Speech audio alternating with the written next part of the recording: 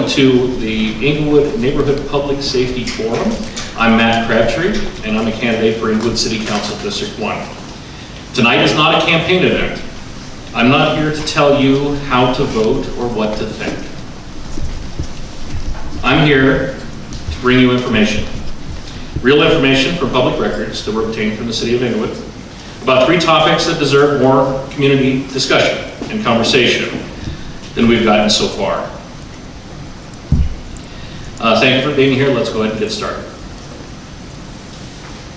We'll cover 3 topics: flock license plate reader cameras, a potential citizen oversight committee, and how 911 dispatch works in Englewood. Each topic runs about 20 to 30 minutes, with time for your questions built in at the end of each section. We'll close with a brief wrap-up and open discussion if we have time towards the end. Who am I? I've lived in Englewood since 2004, over 20 years. This city is my home. I've been actively involved in community issues since 2007, advocating for government transparency, supporting voter engagement, and organizing neighborhood forums exactly like this one. It's been a little while since I've had a forum like this, so I'm glad to do this again. I'm not an attorney. I'm not a police professional. I'm a resident who asks some questions and receives some answers on these topics. And I'm sharing those with you tonight. I'm running for City Council because I believe Englewood can do better, and because residents deserve a seat at the table when decisions affect their lives. I want to protect affordability, strengthen public safety, support small businesses, and restore trust in local government. This forum is a direct expression of that commitment. If I'm asking you to trust me for a council seat, you deserve to see how I approach community engagement. The purpose of tonight's discussion: tonight is an opportunity for residents to learn more about these issues based on public available information, not speculation. The information I'm sharing comes from public records, requests, city documents, and published reports. I'll identify those sources as we go, as able. I want this to be a two-way conversation. I'll present, and then I want to hear from you. Okay, before we get to the substance of our content tonight, let me be clear about what tonight is not. This is not a campaign rally. My name won't come up again until the very end, I promise. This is not an attack on the police, fire, EMS, or any first responder. These professionals do difficult work, and I respect that deeply. This is not organized by the City of Englewood. This is a community-organized event. No decisions will be made tonight. This is about sharing information. What happens next is up to you. This is probably the topic that most of you came out about tonight. Now, if you could raise your hand if you know what flock cameras are. How many of you were aware that flock cameras were in Englewood since 2023? Okay.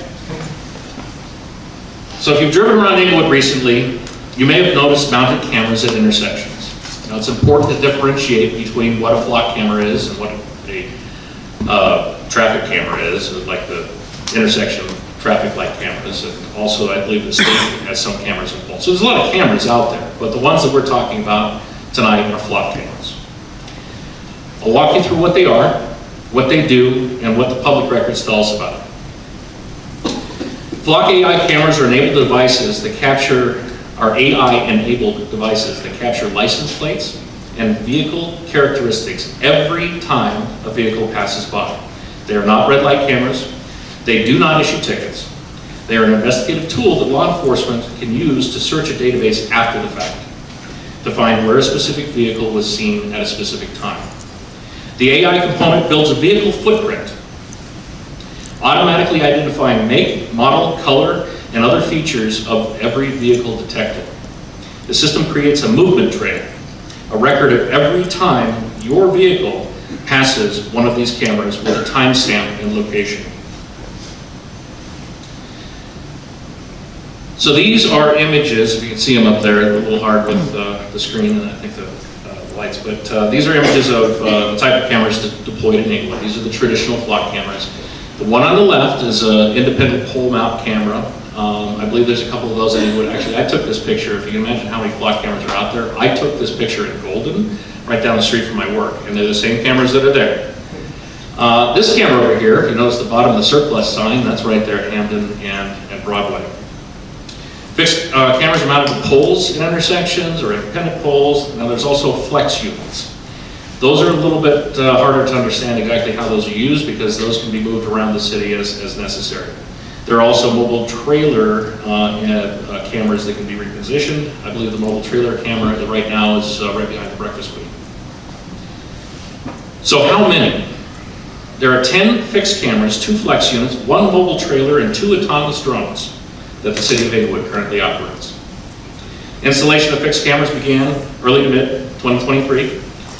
Key discussion points to keep in mind: data retention, data sharing, program effectiveness, and transparency. We'll address each. Every time a vehicle passes a camera, Flock's AI processes the image on Flock's servers. That's an important distinction here. We do not maintain the data that comes from these cameras. Flock does that for us. Flock maintains a server that's located somewhere and maintains a security around that server. That's where all the processing, that's where all the information gets funneled through. So the image is processed through their AI system on the servers to extract an individual vehicle footprint for every single car that passes by. That includes a make, model, color, state of registration, roof cargo racks, bike racks, bumper stickers, and other distinguishing features. This happens automatically for every vehicle, every time, not just vehicles that are suspected for crime. Vehicle movement trails. Here's what makes this technology different from a security camera, like a regular security camera. When multiple cameras capture the same vehicle, the system builds a chronological trail. Every camera your car passes adds another dot on that map. Example, your vehicle passed the Broadway camera at 8:05 a.m., drove near some medical offices at 8:14 a.m., you were near a residence at 8:37 a.m., and left the city at 5:12 p.m. All of this information is stored within the Flock system and is searchable. That's not a hypothetical. That's literally how the technology works. This slide shows the approximate camera locations based on publicly available information. I can officially say you've seen it here first, because we'll get to this a little bit later. The city accidentally sent this to me, because when I asked for it, they replied with a denial. So this is interesting information, because and we'll look into that a little bit later. But when I asked for that records request, they did deny that section. Now, data retention. According to the Flock contract, footage and data can be stored. Is stored for 30 days by default. Now, this is critical. Data and video can be locally exported before deletion. Once exported, Englewood retains that data indefinitely. There is no 30-day mark on that. That can be stored as long as necessary. So that 30 days headline is somewhat misleading. If someone downloads the data before 30 days, there's no automatic deletion. In some situations, integrated video is retained for an additional 7 days, or data could be retained for longer if required by court order or otherwise. Now, let me ask all of you, so this is a really detailed tracking of people in the city. It contains, honestly, probably everybody in this room that knows where we are. How many people do you think, how many employees of the city do you think have access to the Flock safety systems data? All. 100%. Well, not all of them, but many. 92 to be exact. 74 sworn officers and 18 civilian employees. If you watched the city council meeting last night, the chief addressed this to some degree. There are safeguards around it. However, those safeguards have to be audited. And that's a lot of people in the city have access to such sensitive information. Significant number. Okay, let's talk a little bit about transparency. Now we're going to get into the fun part here, because this is the core request that I submitted here. So I submitted this core request for the physical location of all flock cameras. The response? Production of records is denied pursuant to CRS 2472-305, contrary to public interest, specifically the release of sensitive investigative procedures. Now, just last night, a police chief said that they're very transparent about this process and everything on flock.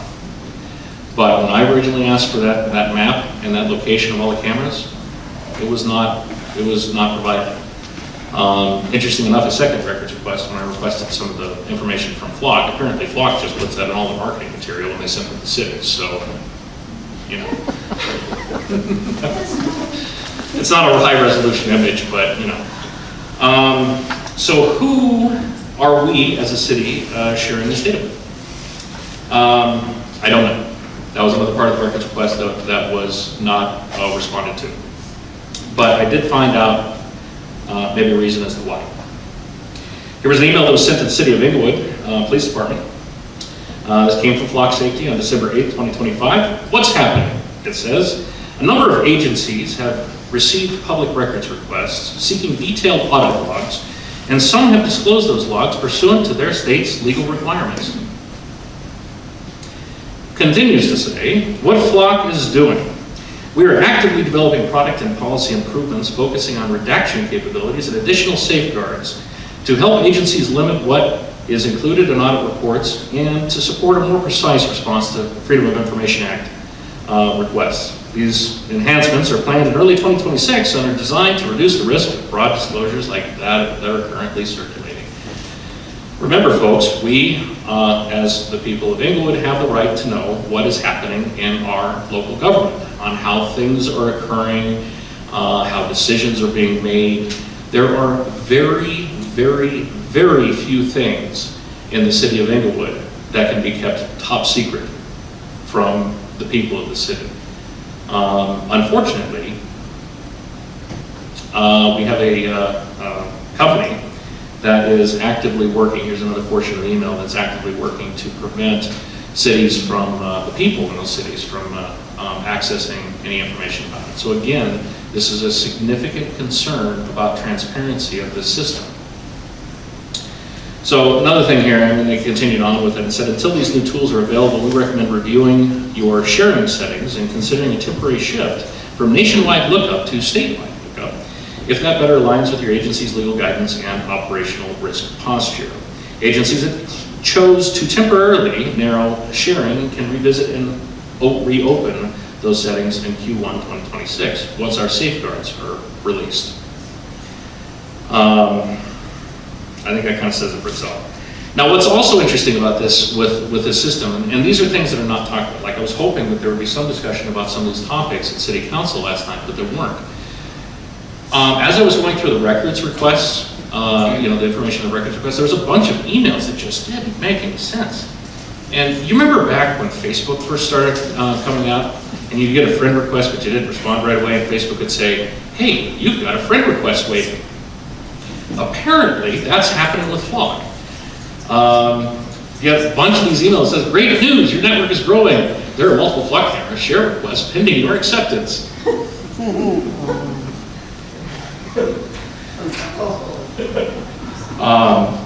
So what's interesting about this, from this information, I was able to derive the following numbers, obviously, here. This is 21 police departments, 2 out of state. The 2 out of state ones, there was one at a sheriff's office in Kansas that was apparently interested in our information.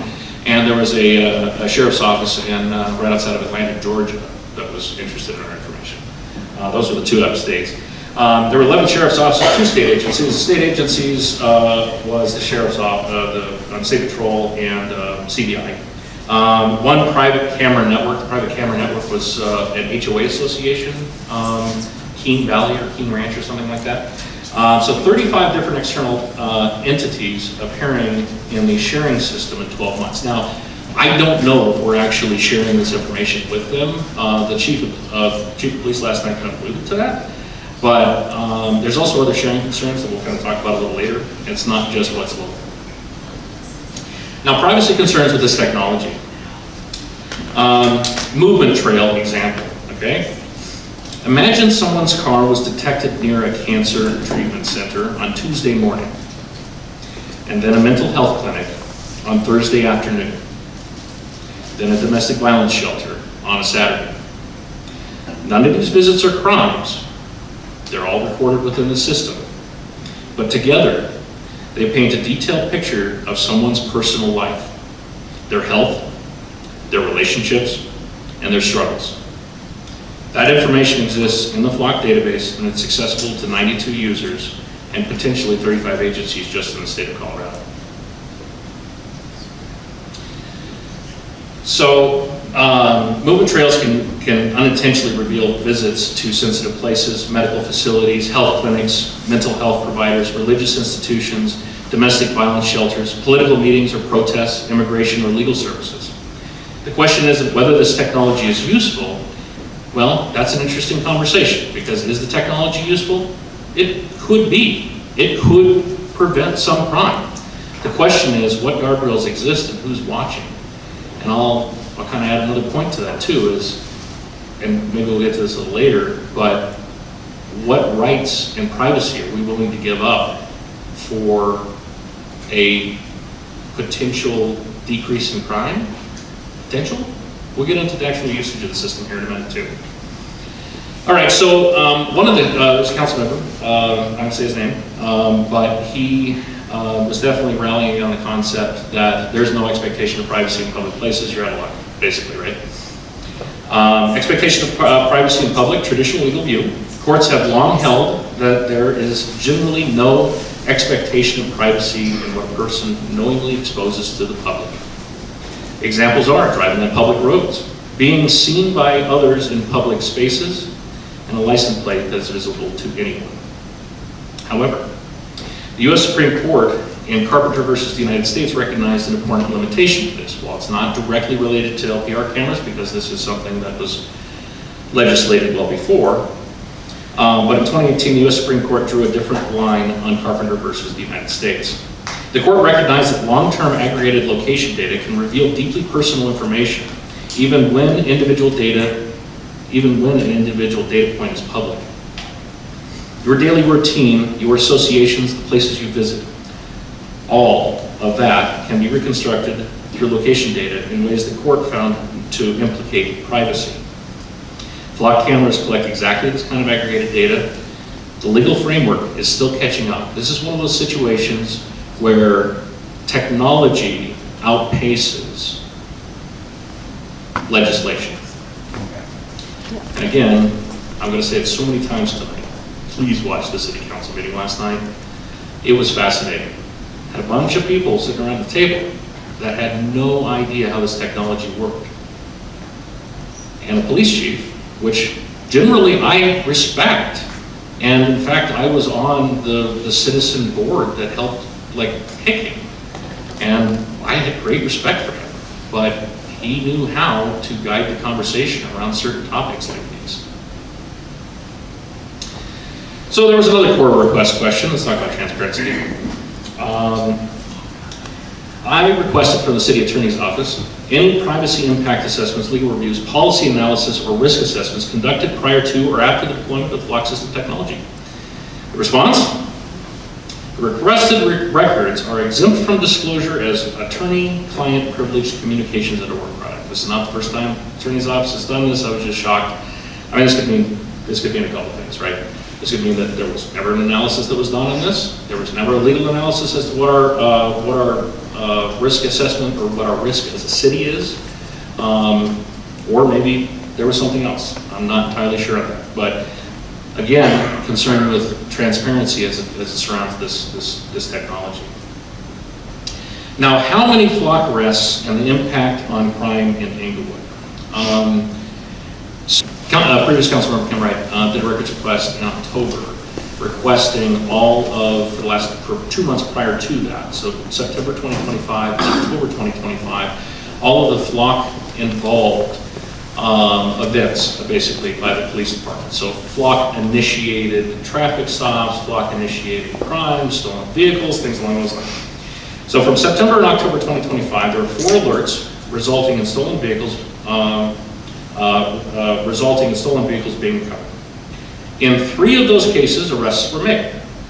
7 alerts prompted officers to respond to vehicles that couldn't be located. 3 alerts located the vehicle, but the driver eluded police. 1 hit and run alert resulted in a traffic stop and identification, no further information. 1 assault investigation and 1 missing person investigation. In both cases, the vehicle or the person were not located. So, one of the interesting things about Flock is that it has the ability to literally count every single car that goes by those cameras down Broadway. Interesting statistic. Every month, there's approximately, for a 30-day period, 2.5 million cars go down Broadway. That's a lot of cars, a lot more than I ever thought. Every month, there are Flock hit records, basically a hot list hit. So if there's a stolen vehicle or a missing person or something along those lines, a hot list event will appear within the Flock system. We average every month about 6,000 Flock hits in the city of Englewood. What concerns me about this is that between September and October, that's about 5 million vehicles and 12,000 hot list hits. We had 3 arrests. That's not a lot. So, headline in the Denver Post: Denver dumps Flock and goes with Axon. Now, here's the interesting problem with this, right? So, Axon is actually the company that does our body cams right now. Axon and Flock had a relationship. Middle of last year, they were actually partnering. There was kind of discussion that Axon and Flock might merge because they were sharing their APIs. So, technologically, the 2 systems can communicate with one another. Obviously, once Flock started kind of stepping in it with the media, Axon didn't want to have anything to do with them anymore. They're now a competitor. But the concern with this particular move, and again, we'll get into this in a little bit here from the city council meeting from last night, Axon is just a different flavor of the same exact thing. But the real reason why, and here's another little interesting bit from Denver City Council, the reason why Denver dumped them is that they did find, the city of Denver found out that federal agencies were in fact receiving information from the Flock system. Despite the fact that they say that the information is only accessible to the local municipality, that it's private, it's secure, and the Flock CEO, which tends to get rounds in among city councils here in the Denver area, the Flock CEO basically lied to the president of the Denver City Council, Amanda Sandoval. And she called him on it to the point, to the media, where Flock came out and apologized and admitted that they did in fact release this information to federal agencies. Now when I say federal agencies, right, I mean obviously the whole thing in Denver has to do about one specific federal agency, and specifically ICE. While that is an important topic in itself, that is not the only federal agency of 3 letters that we're talking about that has been accessing this information. That is simply the topic today. This whole system transcends Republican versus Democrat. Any immigration issue, it's just the immigration issue brought it up. There are so many other federal agencies that gain access to this data, and it's shocking from the city council meeting last night where they said that's pretty much not the problem. Yet it very much did happen in Denver. And that's actually the real reason why Denver's double Flock. Now, what happened at the Englewood City Council meeting last night? So the police chief compared Flock cameras to body cameras.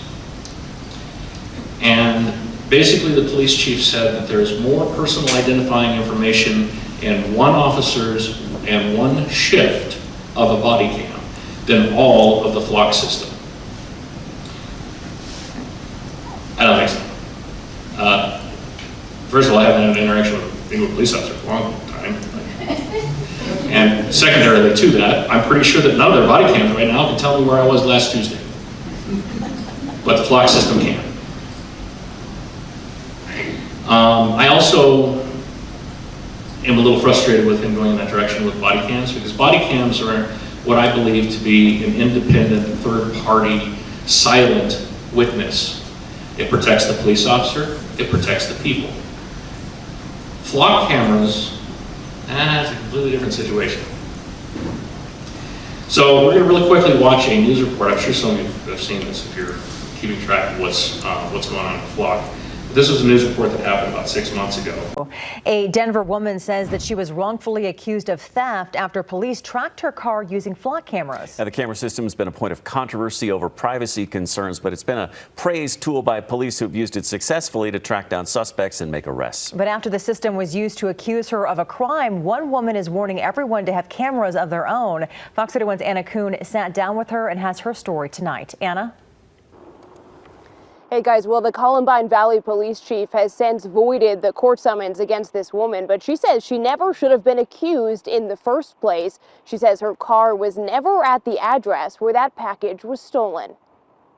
You know we have cameras in that town and you can't get a breath of fresh air in or out of that place without us knowing, correct? On September 27th, the Columbine Valley police officer came to Chrisanna Elser's door and issued her a summons to appear in court, accusing her of stealing a $25 package in the town of Bomar. The officer said he had doorbell video of the theft and had tracked her car in the area using flock cameras. It is locked in. There is zero doubt. I wouldn't have come here unless I was 100% sure.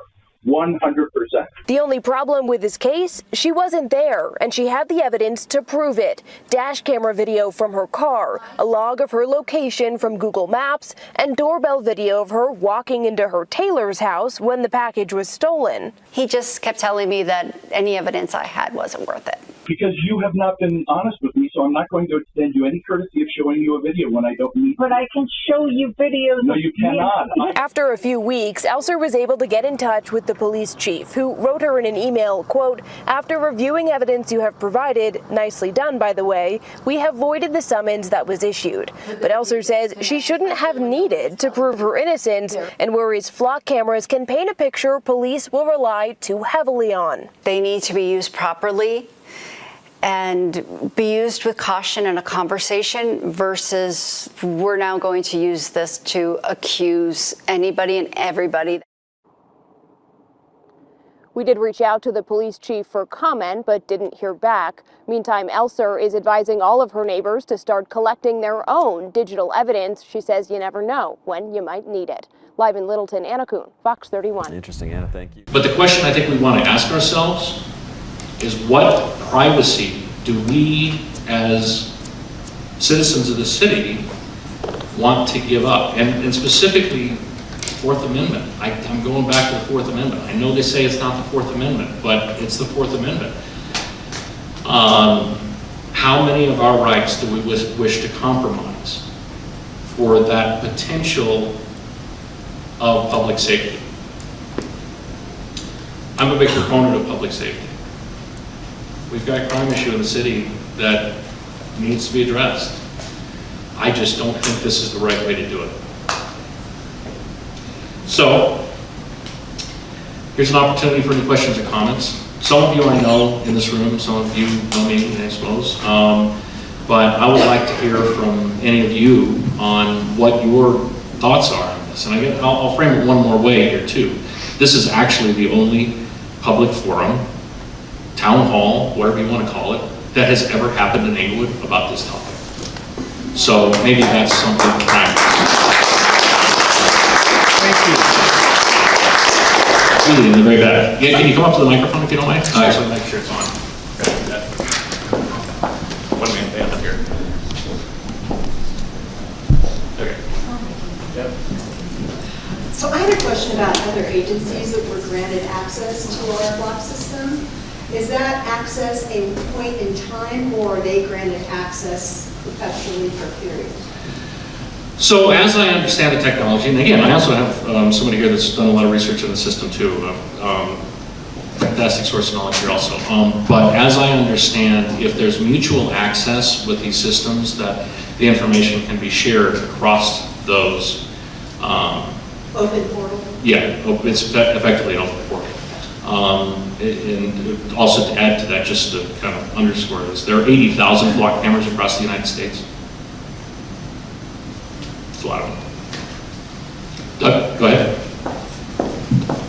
I'm not going to know everybody else's name, so if I'm calling people by name, it's just because I recognize them. Well, I just wanted to say, I like that we actually have a candidate who understands this computer fancy technology stuff. We need to have him on council because it's obvious the other 6 don't. Well, 5 of the 6. Okay. All right, yes, go ahead.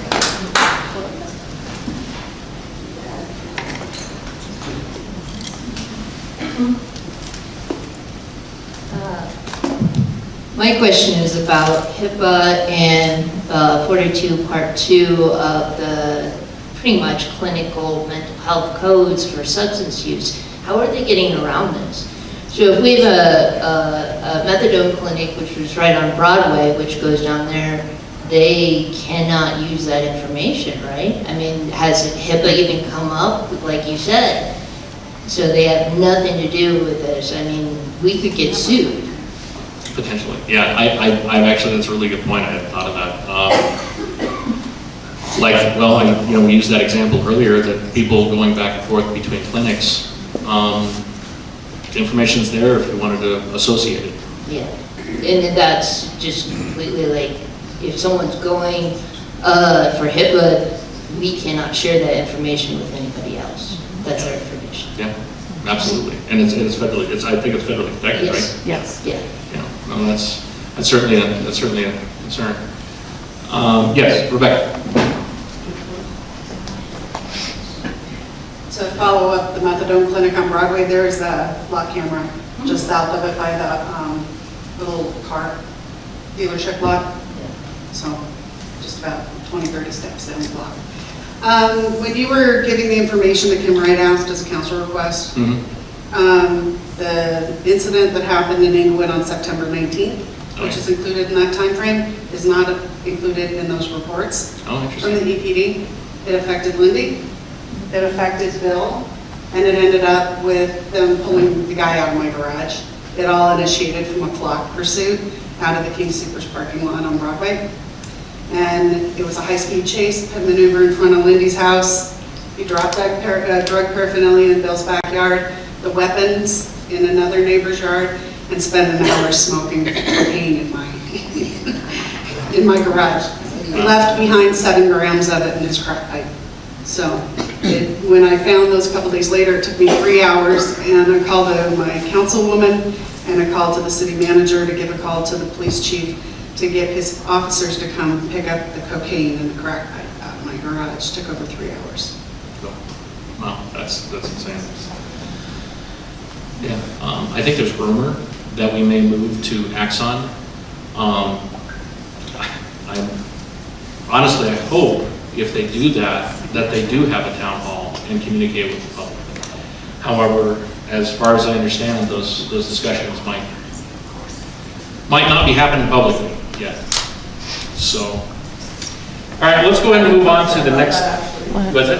I thought the contract with Axon was signed and passed by council, I think the December 1st meeting, so is it a matter of?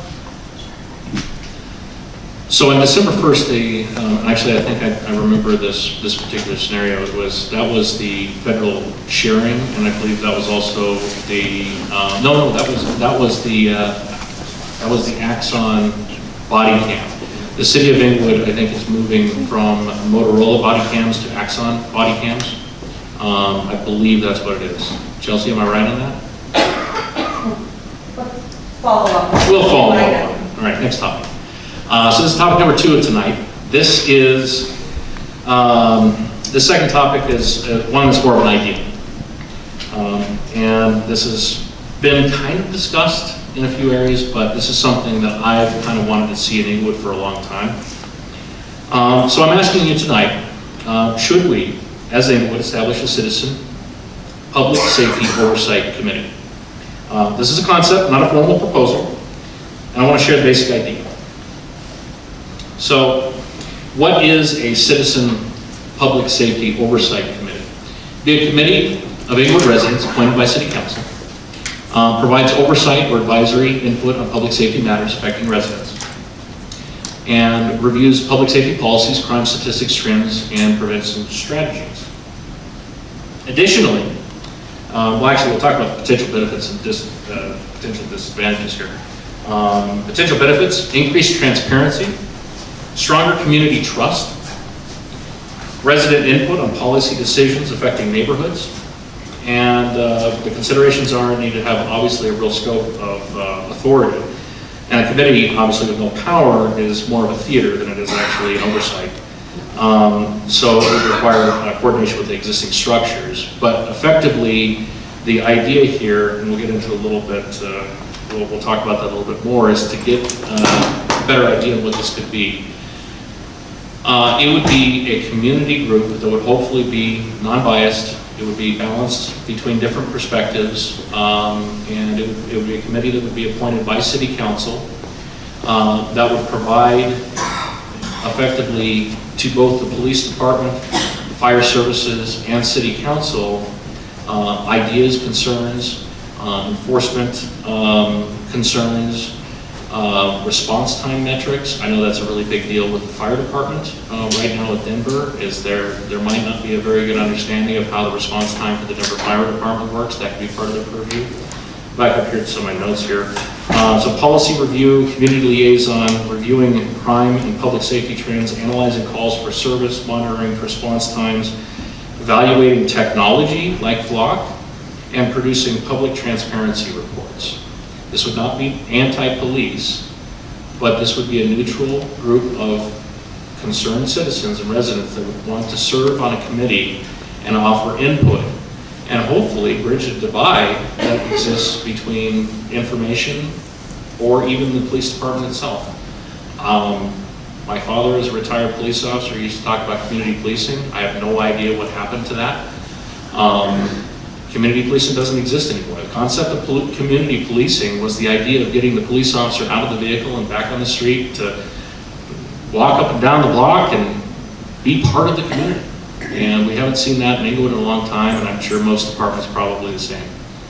So hopefully a solution to some of these problems, including the technology that's used by these police department, by our police department, I'm sorry, would be potentially a citizen oversight committee. So now let's talk about crime statistics, right? So I know that a number of folks wanted, when they RSVP'd online, they wanted to hear about crime statistics. Again, a great transition from Public Safety Oversight Committee, because crime statistics are really hard to find in Englewood when the crime is up. When the crime is down, they put it in every mailer you can imagine. They send it to every household, they put it all over the newspaper. Crime's down right now by a little bit. So the largest drop was property crime. According to the latest report that I received, property crime, especially motor vehicle theft, is down. Violent crime has remained relatively stable, which is interesting.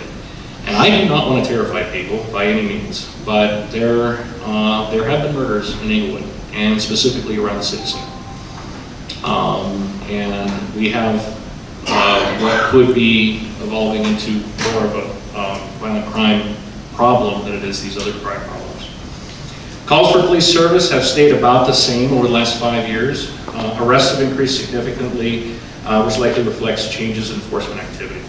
Total reported crime is down by about 15% from 2024 to 2025. However, crime statistics can depend on police enforcement activity and reporting.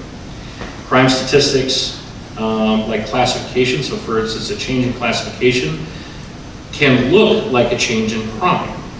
Most arrests don't always mean more crime, they can mean more enforcement. Likewise, lower reported crime statistics don't necessarily mean crime has decreased. Since COVID, crime has been high. In fact, I still don't think we're even near the pre-COVID levels for crime rates in Englewood or even the neighboring cities. I know that there are some businesses that have stopped reporting theft and stopped reporting crimes as a whole just because nothing happens. It's just simply contacting your local police officer to let him know something happened, and he puts it into a report and a statistic. So It's important to note that trends should be viewed over multiple years, not just one data point. So any questions or comments about this? Anybody want to chime in? I have a question. Go ahead. You guys can probably all hear me. Yeah. What can citizens do with regards to city council to help move something like this forward? Just attend the meetings and say, hey, I'm a proponent of organizing something like this or joining the discussion? Sure, so contact your city council members, and this goes for any of the topics we're talking about tonight. Contact your city council members, tell them that this is important. I think we have a city council member back there. Put you on the spot. Raise your hand.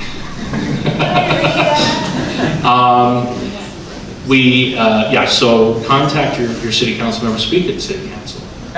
One thing I always say about speaking at city council is there's two sides to speaking at city council. There's a side that you speak to council, and there's a side that you speak to the community. And that is kind of the important thing to think about when you're up there. Okay. So, but yeah, I would like to see a citizen oversight committee for public safety. Hopefully that comes to be. We'll see. Now, yes, Lindy. Have the penalty or punishment for crimes changed? Yes. Yeah, they reduced the... We aligned ourselves with, even though we are a home rule municipality, we have aligned ourselves with state penalty structures, which are generally much looser and lower penalties.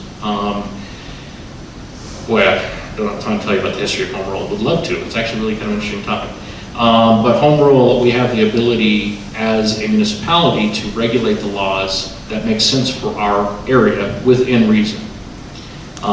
We've been a home rule municipality since the 1950s. But there's been a move from the state level to realign penalty structures across all municipalities. So municipalities basically don't have the ability anymore for the general penalties provisions and things like that. So to answer your question, it's probably a long way of answering it. No, but what about I heard that some of the crimes were sent to Littleton and say, see, we don't have crime. I haven't heard that per se, but I do know that there has been scenarios where police officers will choose between sending it to municipal court here in Englewood versus sending it to county court. And that's skewed some of the statistics over the time that's happening. I got my theory, but we're not going to go into that. All right, so 911 dispatch coordination in Englewood and Denver. Most people don't have to dial 911,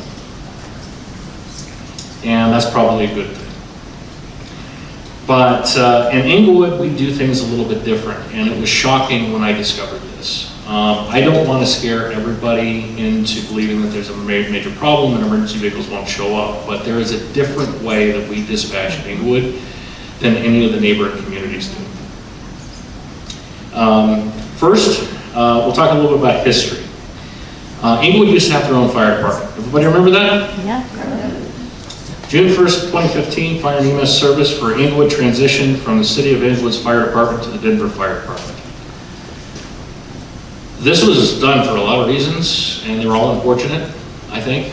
I know Carl's sitting back there, and he probably knows a lot more about this history than I do, but it was basically financial. The City of Englewood has this cyclical up and then way down, and then up and then way down with their finances.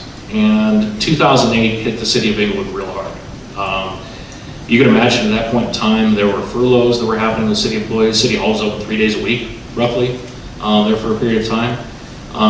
We could no longer afford our fire department, and we tried to stretch it out as long as we could. And in 2015, or right around 2014 is when it got so bad that they were worried about the equipment that the firemen were actually using in Englewood. So at that time, Eric Keck, city manager, came up with the idea to join a regional fire district.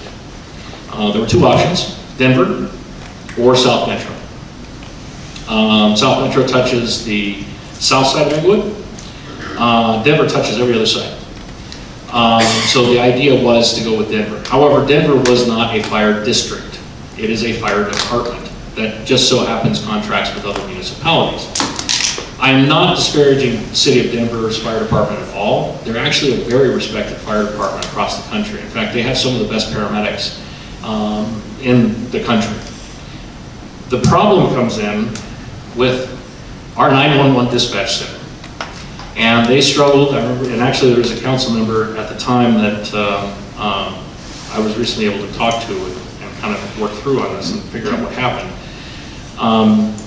But this was a big sticking point, and there was a temporary solution put forward at that point to solve a problem. But to understand that problem, we have to talk about first how this works, because I'm sure pretty much most people don't know how it works on the other end of the 911 call. So there are federal standards that guide and every bit of how a 911 interaction occurs. When you dial 911, if you dial 911 in Colorado, or if you dial 911 in Texas or New York or Washington State, you're pretty much going to get the same response. What is the nature of your emergency? That's the very first question that they ask. The reason why the dispatcher asks that question is that they already know your address. Or if you're on a cell phone, they already have your GPS coordinates. This is just filling in the only information the 911 dispatcher doesn't know before the call is actually transmitted for emergency services. So total call time for this in process, generally a caller dials 911, 911 dispatch center gets the nature of the emergency, and within about 10 to 20 seconds, roughly, address confirmed 10 to 20 seconds, emergency type determined another 20 seconds. All of that is regulated, and they submit the call, and it automatically, after Next Gen 911 in the early 2000s, it automatically goes to police cars, it automatically goes to the fire department. Total response time has everything to do from the time the call is received at 911 to the time that the first emergency vehicle shows up on scene. So this is how it normally works. This is how it worked prior to 2015. This is how Englewood works. Englewood 911 caller receives Englewood 911 center. Englewood 911 is able to dispatch police directly. Even though Denver took over 2 of our 3 fire stations here in Englewood, and Denver fire trucks sit at those fire stations within our city, our dispatcher has no way to dispatch those. They have to transfer you to Denver. It's called a warm transfer. It's actually a technical term. It is actually regulated by the 911 authorities. However, that means that while you're in an emergency situation, the only thing that our dispatcher can do within a short period of time is dispatch a police car. They have to pick up the phone, they have to dial a number into Denver 911, they receive Denver 911. Now here's the interesting thing, is everything with 911 calls is regulated. So that Denver 911 operator has to ask the same questions that our 911 operator just asked, again. And then, downtown can dispatch a fire station that's probably a couple blocks from now. Well, what does that mean? Let's put this into context. A priority call would be a heart attack, choking, structure fire, something along those lines. In the event of a heart attack, there's a 2-minute window for CPR to be administered before the chance of survival goes down to about 20%. So about a 2-minute window. Unfortunately, in the United States, the average response time, national response time is 6 minutes. Not good. But the thing is, though, this interaction of 911 to Denver 911 to Denver 911 dispatching to fire stations in Englewood to those fire stations responding from Englewood equals about 40 seconds or a minute. When I was walking these flyers around the neighborhoods, there was a fireman that I actually ran into, and he wanted to come, but he couldn't. And he had actually worked for another fire district out of state that did a very similar thing to this. And he said, from the first responder's perspective, if you have an event that's affecting a child and the tones don't ring in the station for 2 minutes, and you know that when you pull up on scene there that you're already late, he says that's the worst thing you can imagine. He says if Englewood is in fact doing this, we have to figure out another solution to fix this problem. So total response time in Englewood could have, and I say could, because I'm sure a lot of people here tonight have said, hey, I've dialed 911, they've come really quick. It's hard to quantify that though, because that knowing this is happening could be adding time to that dispatch. In talking with the previous council members about this over the years, there was, like I said, there was a council member on 2015, he was under the impression that this was a temporary solution. Now let's look at what if scenarios. What if there's a big fire that happens downtown, and there's the technical term in the industry is called call stacking, and Denver 911 is just overwhelmed. And they don't answer the call from Englewood. There's an SOP for that. I actually requested that as a records request. After 30 seconds, the call is to, if you're put on hold by Denver 911 for 30 seconds, the dispatcher in Englewood is instructed to hang up and try the radio. There's a base station radio there that can communicate directly on Denver's channels. They tried, that's the next step to test. If you don't receive a response within 30 seconds, you contact Arapahoe County Mutual Aid and beg for help.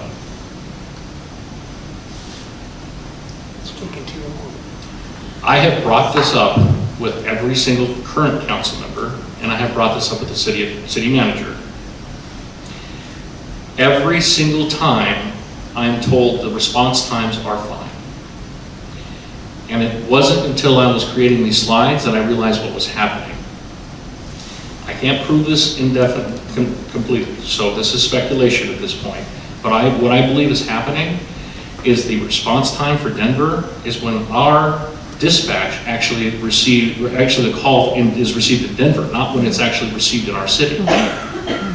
And that's the total response time that's being reported.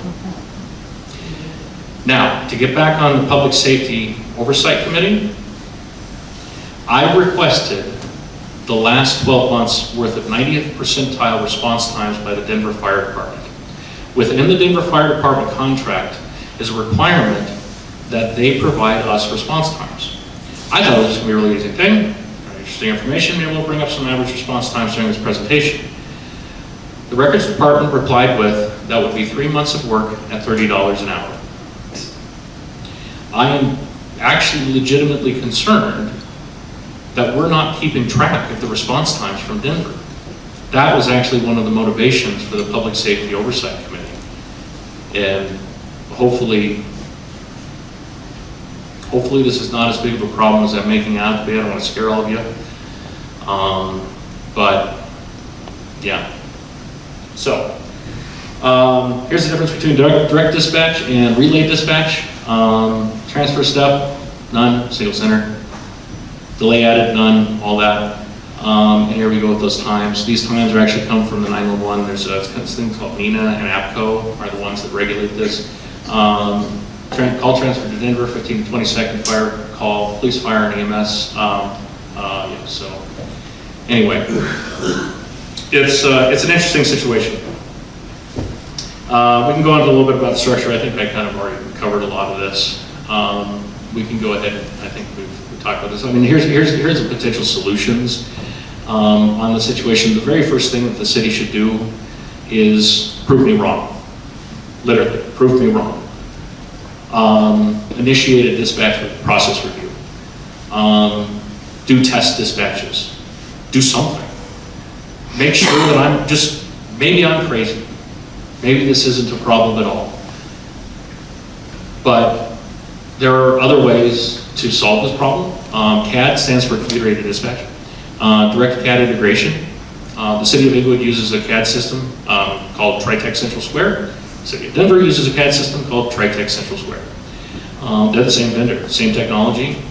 I would think that ideally those two systems could be connected, and that would allow the City of Englewood to dispatch units from our CAD here through their CAD there. Simultaneous dispatch capability allow 911 to trigger fire EMS dispatch. This is actually another procedure. There's different ways. There's warm handoff, there's cold handoff. Cold handoff is generally, per the regulations, means that we have some ability to ring basically a bell and say, just get out of the station, I'm transferring the call, you'll get more information from Denver. That's a pretty quick solution, actually, to this problem. We don't even have to integrate the CAT. It's just give Englewood the ability to, oh my God, there's somebody choking, or there's somebody having a heart attack or a stroke, just get them out of the station. And then, yeah, so basically the last two are similar along those lines. So, give you a little bit of background on who I am. I'm an electrical engineer. I told you I wouldn't say my name, so I'm not going to. But I'm an electrical engineer. The reason why I know so much about dispatch systems is that I actually designed dispatch interfaces for a company that does nothing affiliated with anything in the city of Englewood or Denver.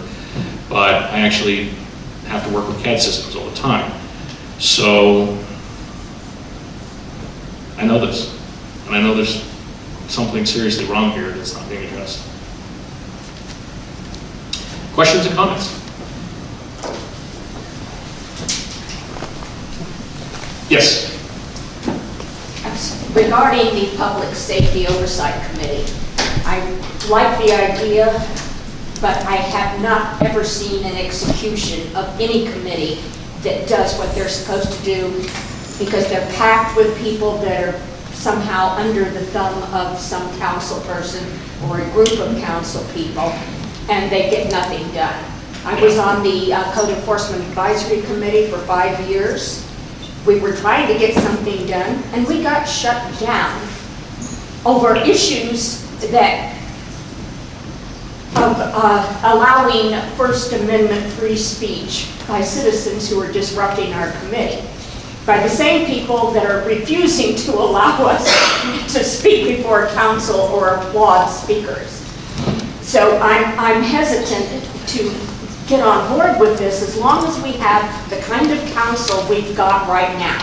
Yeah, I understand. And I wouldn't put it just for public safety. I would say a general government oversight, which would come under that. Yeah. All right. Appreciate that. Any other questions, comments? Yeah. Two things. The review board, or whatever you want to call it, citizen board. Yeah. My experience over 30 years is that it deteriorates into an officer review board, where they only take in, this officer did that sort of review, and held everything else. If it can be put in a text or context where it's always the same and doesn't go off on these little tangents, I think it would benefit everyone. Because seriously, that's what it seems to turn out to be. The other thing is about response time. I'm not tooting my own horn, I just happen to be in the right place at the right time. Excuse me, my boy was drowning in a swimming pool, and I just happened to be sitting in my police car 2 blocks away. So I got there first.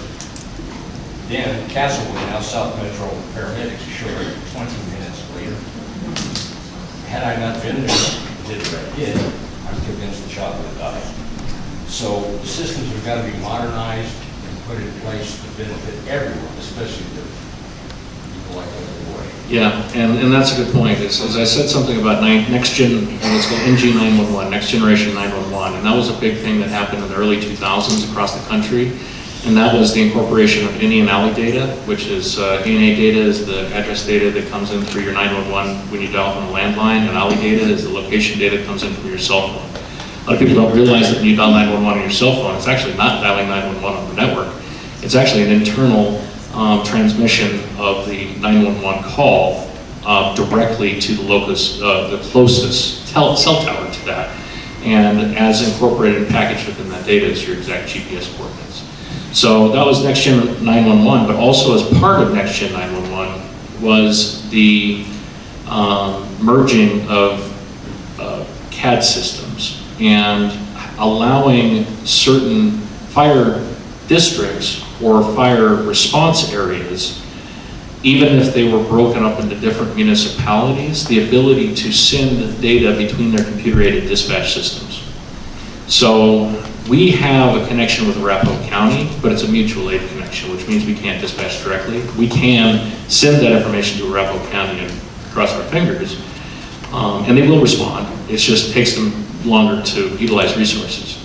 But Denver has been an oddity with this. Denver is one of the only fire, and I can't call it district because they're not a district, but a fire department that encrypts all the radio channels, and they don't connect with anybody else. They just, I mean, like I said, they are among the top of the top in our country for fire departments. I mean, they are well respected, but they just don't play well with others. And that's interesting things that, you know, so this is an interesting problem. Yes, go ahead. Have you been able to obtain any, like, price data around what it would cost the city to move to, say, South Metro as a district versus staying in Denver as just a fire department? The only numbers I could tell you right now would have been from back when it was last discussed, and that's 2015, and those numbers were probably way off. South Metro at that time was more expensive. The differentiating factor between the two is that South Metro is a fire district. Denver is a fire department that just so happens contracts. South Metro has a regional comm center, and they have the ability to integrate better with other services. So that's probably where the cost was, but at the time, the city of Englewood was pinching pennies. Yeah. So is the ask then to maybe kind of request city council to look at that, or to request that sort of comparison to make a determination of whether or not it is actually more cost effective and better for safety to switch to a district that is interconnected versus staying with Denver? Well, I think there's actually even another option here. The other option is to, I'm sure we can absolutely look at that. I know there's a lot of people that talked about that, switching to a different fire district, but there may be a way where we can just transmit our dispatch data directly to Denver.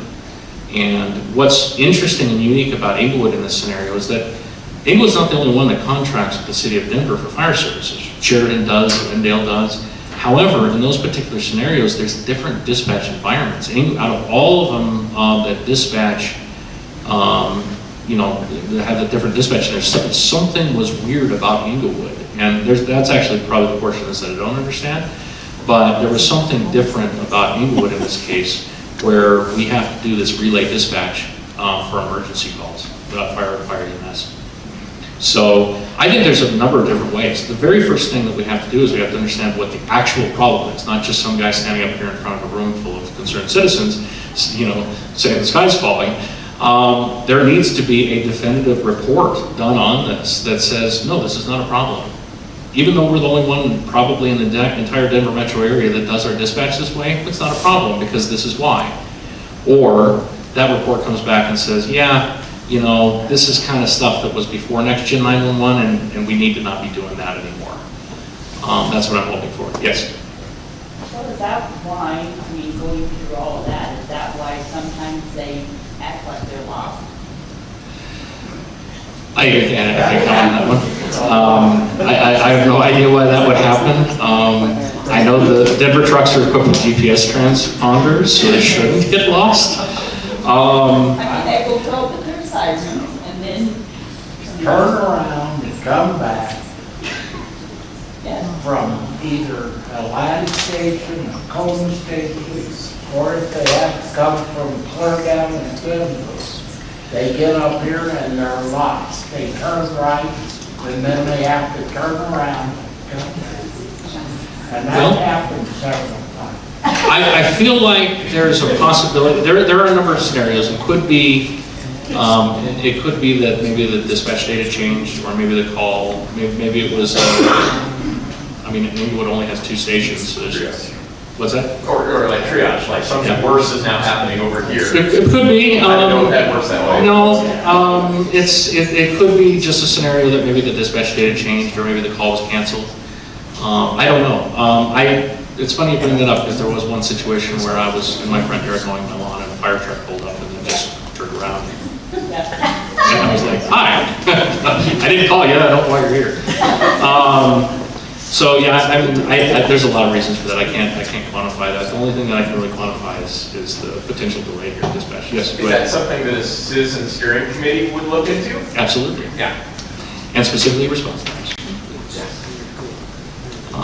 So yeah. Yes. Several years ago, I was on. They actually had a police task force committee, in Englewood for a couple months. One thing, and I agree with Colleen over here, is handpicked by council members, under the thumb of council members, and also the chief attended those meetings as well as 2 council members. I would say if we have a citizen committee, it needs to be a citizen committee, not with the police chief attending, not with council members attending, but the citizens being voted. That's a good point.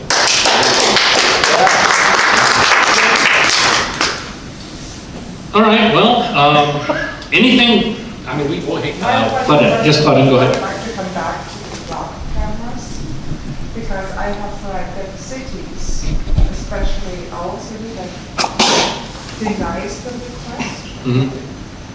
They sell the information in the age of data policy. Any comment on that? I don't know. According to the contract, they can't. There's a lot of things according. Do they pay? I don't know. I honestly don't. I don't know. It says in the contract that the information isn't released from municipalities unless they allow the release of that information. Well, it happened. And that happened in Denver. It happened in Massachusetts, happened in Florida, where they sold the data. And they were caught. And that's concerning. And I guess to that point is that data is very valuable. That's consumer habits, that's driving habits, there's a lot of data contained within that that's really, really valuable. Yes, go ahead. Yeah, one thing if you didn't watch, for folks who didn't watch the meeting last night, oh shit, I lost my train of thought. I'm so sorry.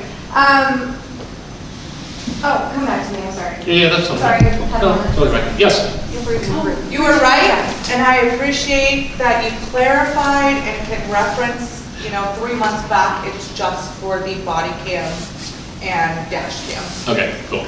Yes, go ahead. Okay. Yes, so in the meeting last night, they talked about, the city attorney talked about how one path of remediation to your question about like if the data gets sold or if someone accesses it that shouldn't, one path of remediation is to sue for breach of contract, but they never talk about the fact that the city actually outsources most of their litigation. So I would be curious to know, like when the city says that path, like pursuing breach as a remedy, but they don't give city council the information around what that would actually cost realistically, then you can't evaluate whether or not pursuing this contract is actually viable because you don't know what it would cost you to get out of it. So that was just one other comment to make as well. Like they're using the protection of remedy of breach from a legal perspective to cover this instead of addressing the fact that it could literally cost millions to sue a company like Fluck or Exxon. Yes.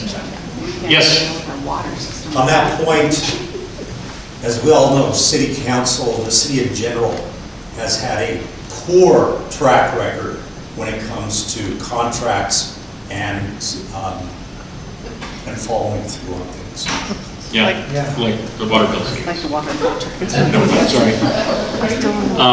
Yes, you sir. We have a say in how technology is used for plus cameras when we analyze those contracts. Like, is it city dependent, or is it kind of a boilerplate contract? You can use this AI for this specific use case, or is it a wide use case that applies? As far as I am aware, the contract that Englewood signs is the same contract that Littleton signs, is the same contract that everybody else signs. Flock is a very large company with a lot of money behind it and probably very expensive attorneys, more expensive than ours. So I would guess that probably in those particular scenarios, the Flock contract wins. And yeah, so that would be my guess. One interesting point to bring up real fast on that is there are some municipalities where it's either by way of their council, although I don't know if that'll happen here, or by way of the citizen population that have forced votes on if Flock is to stay or not. And I can't, and it's going to be tough for me to drop the idea of flock in general and start saying axon, but it's the same thing, just a different flavor. I don't want to get too controversial here, but it's effectively warrantless mass surveillance is what it is. And that brings me to the next topic. There are some municipalities across the country that have enforced a warrant requirement for any time the system is accessed. Because that's the thing, is in Englewood, they just have to have probable cause to do it, and they can go in and check it really quickly. Now, from an officer perspective, it's probably a pain to have to go and ask the municipal judge, Mr. Jefferson, to sign a warrant to go access the clock system. But I can tell you that the information will probably be protected a little bit more in that case, and a lot of municipalities have gone that way. I mean, I would say, from a Fourth Amendment perspective, having the requirement of a warrant before accessing the system would probably be the best idea right now. I still don't like the fact that they exist, but yes, go ahead. Silly question perhaps, but we talked about flock identifying cars and license plates. What about facial recognition, do you know? Interesting you should bring that up. And that could tie in quite well with the concern about HIPAA. Okay, so that is another reason why you need to watch the city council meeting last night, because there is absolutely contradictory information on this. There's a product that Flock carries, it's called Condor. As far as I am aware, there isn't a single Condor installation in the state of Colorado. However, Condor is what's called a PTZ camera, it's pan-tilt zoom, and it is an AI tracking camera. And it is able to recognize the presence of a person. I can't say for sure, facial recognition.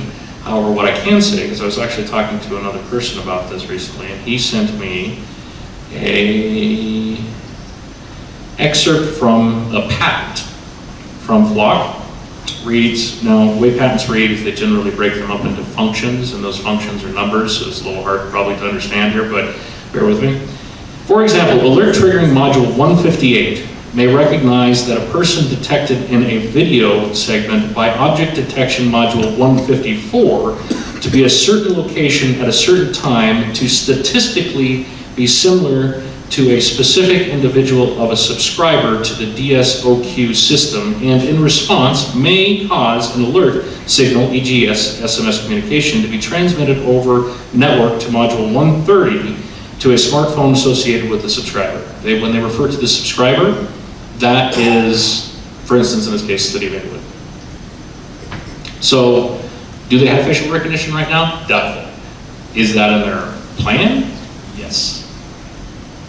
Rebecca. They claimed in the meeting last night that they were a little unsure of their answer when they stated that they didn't have the ability to do facial recognition. It didn't sound like a lot of confidence when they stated that they didn't have. Because someone asked, I think it was Tina asked if they had the option and it was, you could turn it on and turn it off. And they said, no, they didn't think they had that right now. So, as far as I am aware, the existing Flock cameras, the traditional Flock cameras that are in place, those, I mean, they don't have, like, as far as I know, they don't have a switch that you can flip that turns facial recognition on. Could it be a software update in the future? That's a pretty heavy lift for something to do that. But if it's offboarded onto servers that sit somewhere else in the country, maybe it's not a big deal. Maybe the technology is supporting it. We don't know. And that's what's terrifying about this, is this is not a government installing a security camera system to keep track of what happens in the city. This is a private corporation that is funded from some questionable sources that is holding a server that knows where all of you are right now. And they seemed unsure last night when they responded. Yeah. Yes, go ahead. Going back to the EMS, I feel like we could all leave here feeling better that some committee might happen in the future, but that seems like a really slow way to fix our EMS response, especially when we have somebody who has witnessed the difference of, a child drowning. So I feel like that has to take a different pathway forward. I agree with you. It sounds fixable. It Oh, sounds- totally. Yeah, it's totally fixable. Well, I'll tell you, everybody I've talked to, I have talked to both Reed and Kim, and they actually got it far enough at that particular time that actually got the Denver Fire Department to talk about response times. But this question was not. They navigated around it. Since then, I talked to Steve Ward, Joe Anderson, both in the Sierra, and who else? I talked to Jack about it. I talked to pretty much all the council members about this. And nothing's happened. The city manager said that they're kind of looking into it. And I suppose there's another aspect to this too, and this is actually where I think I got the city manager involved and got them interested enough in this, is that there are three angles to first responders, right? There's three different first responders out there. You have police, you have fire, and you have dispatchers. And dispatchers are unsung heroes in first responders. Most people don't realize the work that the dispatcher actually has to go through.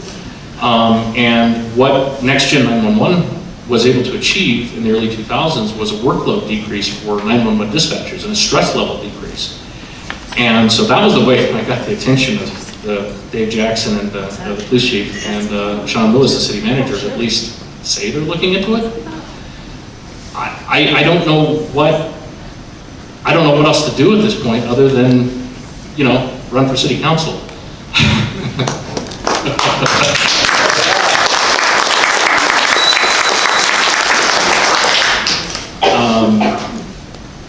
So anyway, yes. Back to the number of flock cameras, you said there were 10 fixed and they're all on Broadway? No. Are they on? There's 10 fixed. There's 10 fixed cameras. There's 2 portables. I can go back to that slide. If nobody wants to take a picture of it and post it online, I'm totally fine with it. Please do. She has it. There it is. Are there a couple on Logan? None on Logan that I'm aware of. Oh, thank you. Well, my question is actually what the contract is. Is there a contract to locate more on more streets? Oh, yeah. Actually, this slide deck was 55 slides. Sorry, Chelsea. She was telling me the other night, oh my God, how many slides? I had to kind of pare it down a little bit because I was worried I was going to be over on time. But there is, in fact, in that records information, I'd love to try to figure out a way that I could put this information out there so it could be, maybe, I don't know, I'll figure out something. But the slide right next to this was a recommendation from Flock to what our city could look like with better coverage, as they called it. And that was, oh, there it is. You printed it out. I gave Rebecca access to this.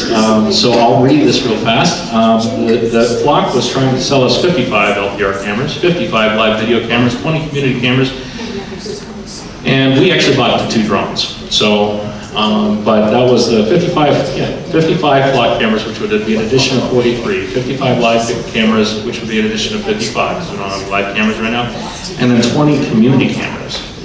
So, you pass that around, it's basically a green blob along Broadway. Yes, Carl?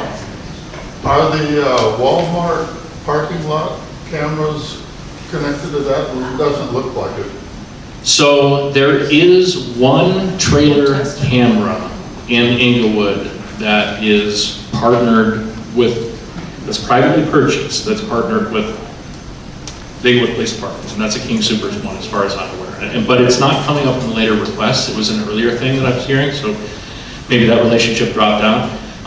The reality is those trailer things that you see in Walmart and Home Depot and Lowe's may not be Flock. Flock does have a division that does something like that, or there's some partner that happens with that. They may not be Flock, but there's a good chance that the system somehow, there's an API that interfaces, so there's a connection between that data. Yes? Who comes up with where these cameras are placed? Glad you asked. Actually, I learned that too from this records request that I submitted. And there are engineers at Flock that are dedicated to analyzing traffic flow in the city of Englewood and recommending specific camera locations and angles. And there's a whole bunch of engineering documentation in this that was actually kind of interesting to read through. But you would think if it was a crime thing or a safety thing, that they would be around the high school or that. So if somebody was intruding the high school, they would have it. well, and you raise a good point there, is that how do they decide on the locations? And one of the engineering documents stated specifically that it was entry and exit points from the city were the most beneficial. If you look at that from the backside of it, as to why entry and exit points out of the city would be so important, that supports probably data from neighboring municipalities, but it also, when you come in and out of the city, is kind of an interesting metric, I suppose, that you probably have. But anyway, I think they have reasons in that documentation that I have as to the exact location and placement. But major thoroughfares, entry and exit points, and major arteries. Yes. So my question is, I would be going to get our own fire department maybe, and if we don't have money, can we exit this program and take the money from this for our own fire department? Well, I know there's probably a bunch of people in this room that were around Englewood when we had our own fire department and would love to see the fire department come back. There was a long tradition of fire service in the city of Englewood. And that, I kind of said it at that point in time. And good service. Yeah, absolutely. And I said at that time that we are no longer now a full-service city. We always brag that little old Englewood, Colorado, at 6.5 square miles, a full-service city. We do everything ourselves. And in 2015, that changed. So could we ever get it back? I don't think it would be financially practical. I think once that happens, it's over. The cost to operate a fire department is extremely expensive. I think when we went to Denver, it was dividing our costs in half to use the economy of scale of Denver services. Okay, we have drinking water. Huh? We have $5 for drinking water. Yeah. We got our own water supply.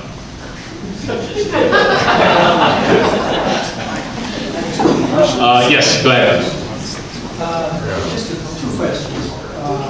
One, this involves access, Second, if you were to have a debate with your counterpart who's running for District 1, would this be a question for debate?